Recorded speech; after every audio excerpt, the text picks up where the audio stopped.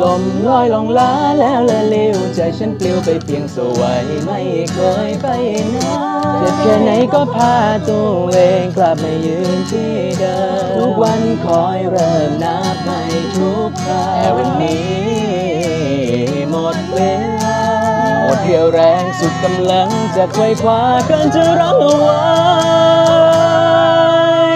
จะไปไม่ว่ายังไง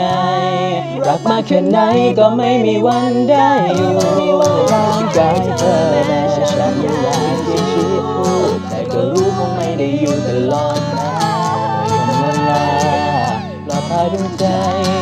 เจ็บปวดแค่ไหนก็ต้องข่มใจให้หายรักเราเป็นดังนาฬิกาสายทุ่มเทเท่าไรก็คงสลายรักเราเป็นดังนาฬิกาสาย